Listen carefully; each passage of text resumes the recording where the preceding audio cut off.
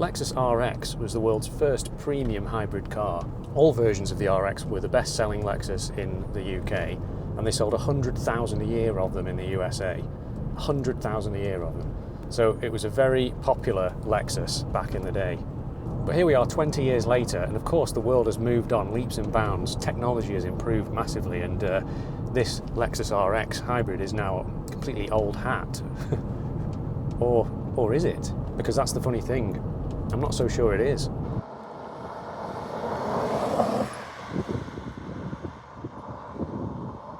And the first thing you notice with this car when you're driving it is it's just absolutely supremely comfortable and quiet. It's just so smooth, so relaxing. I feel like I'm in my own little world here, just cruising along. Any of the engines in this car would have been smooth and quiet and refined. Every RX had an automatic gearbox, of course. You're talking a range of V6 engines, of course, many of them 3 litres and above. This hybrid version with a 3.3, but you need that to shift the 2-ton weight of this car along. In the hybrid version, which was the UK's best-selling RX by a long way, so it needed to go up against diesel rivals. There was no diesel, of course, because Lexus, they didn't do diesel. But the weird thing is that the hybrid version was by far the fastest model of RX you could buy. This 400h could do 0-60 in 7.4 seconds, and all the while it would do it with the high Lexus build quality that people had come to expect from that Japanese company, the fancy Toyota. You got the build quality of a Toyota, but with the premium materials, and it is very nice in here. Everything is well built and robust. This car is 20 years old now. This is a 2006 model, but the RX came out in 2005, 20 years ago. This car's done 100,000 miles and it feels brand new to drive. Now this model, it's very refreshingly simple. There's no silly sporty options because this is not a sporty car. It's a 2-ton SUV that rolls and wallows around corners, but I don't care about that. It's just really nice, actually. Really nice and refreshing not to have a ride quality that pummels you. Even stuff like the BMW X5, they set that up to be sporty, and therefore it jiggles over bumps, and it just... Surely when you buy a big car, you want it to be relaxing and comfortable. Overall, I like the look of this car. I think the RX is quite a handsome design. I think that the rear lights, which were very fancy and cool back in the day, the Lexus lights, which are kind of like clear, aren't they? And they've got LEDs in them, which was pretty sophisticated for its time. They've dated a bit, and I don't think the back end of this car looks quite as modern, actually, as maybe the side profile or the front. But overall, I think it is a good-looking car.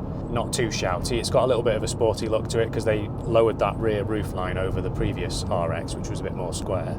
So the dashboard is nice and simple. There are quite a lot of buttons on it. You've got to control separately things like the tape deck, because this car was still hanging on to that antiquated technology even in 2005. But it does also have a 6-disc CD changer, and the CD changer is the best kind of CD changer, where you feed it the CDs directly into the dashboard. None of that messing around with changes in the boot or in the glove box. You've got a very simple screen up here. Now, it was available with the fancy screen, which would have told you all the different hybrid information, like what's going on with the regeneration of the battery and all that clever stuff. You've got your dual zone climate control there, and things like MPG and outside temperature and time and stuff like that. Heated seats, which are, in the true Lexus fashion, infinitely adjustable, so you can have it just as you like it. You just set it just to the temperature you want. And it's got headlight washers, which absolutely blast stuff all over the headlights. Not a feature that I've ever really used on a car, even when I've got it, but it's there. Now in front of me I've got a little screen that does tell me the hybrid information, like the energy going back into the battery when you go downhill, or the engine providing performance or being assisted by the battery. So I've got two 12-volt sockets, and that means I can have the dash cam plugged in down at the bottom there, out the way, which is lovely. I wish more cars had that. The sun visor has got a massive mirror in it with a sort of infinitely adjustable light source that you can choose how much brightness you want from it, which is quite unique. You've got another very unique thing down in the center console, which is a cubby hole that has an open and close button, but it opens and closes without using any electricity, but it feels like it should, because you press a close button and the doors close. It's like magic. I don't know how they've done it. It's really clever engineering.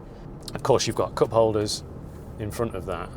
These massive door bins that, when expanded open, will easily fit this really big bottle in.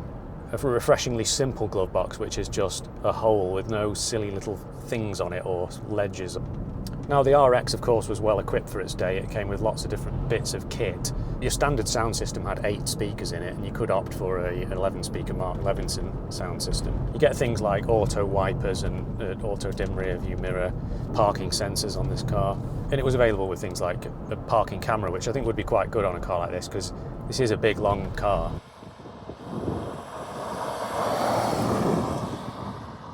I can't wait to see what backseat JJ thinks of this Lexus, because he never seems to be the biggest fan. Well, first of all, pal, aren't the batteries in this car a ticking time bomb, and you're going to have to replace them at some point? It's going to be a fortune. Yeah, well, I mean, that is a fair point, well made, because that is something I would be concerned about if I was looking at buying one of these. But Lexus did give this car a 15-year warranty on the battery. Now, of course, it's more than 15 years later, so that warranty's gone, but it showed how much they thought the battery would last. They also said it would last 100,000 miles at least in their warranty.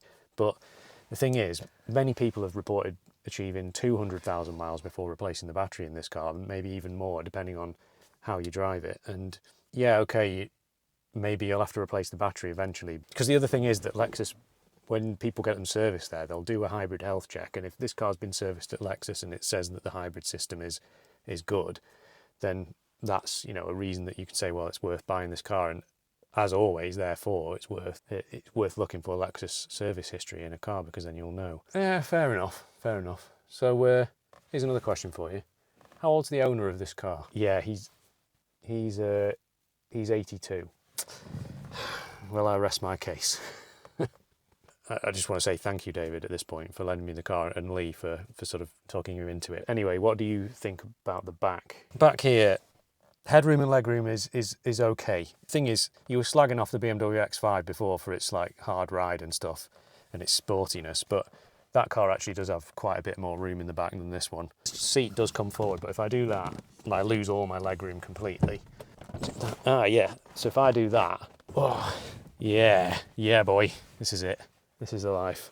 The storage space in the back, actually, I was expecting it to be poor because it's a hybrid car, isn't it? And I was thinking all the space was going to be taken up by the batteries, but apparently the batteries are underneath me. So the boot is actually a pretty decent size, and you can fold the seats down as well. So it's quite a practical car. You've got a power tailgate open and closer, which is cool.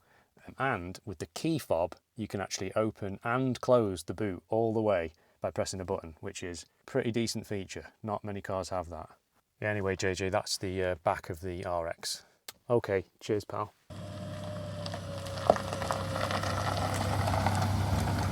So the engines, there was an array of V6s, all of which had a decent amount of power, but the fastest one, as I say, was the hybrid, and that has a 3.3 litre V6 coupled with 2 electric motors, one at the front and one at the back. It's got a lovely little purr to it. It's definitely got that V6 noise when you put your foot down a little bit.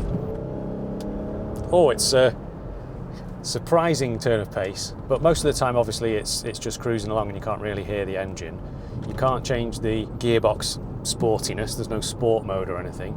All it's got is B mode, which is the regenerative braking mode, which adds in a little bit more of that battery regeneration. When you're going downhill, you can whack it into B mode and it just holds the car back a bit more and helps you charge the battery up. But you don't have to do that, because even when you're not in B mode, if you just touch the brakes lightly, it'll just regenerate into the battery anyway and won't even use the brakes. Now I'm getting right now an average of 35 miles per gallon, which from a 2-ton petrol V6 car is very impressive. Whether it's quite as good as a diesel, it can't be far off, to be honest. I'm not sure you're going to get much more out of an X5 or Mercedes ML.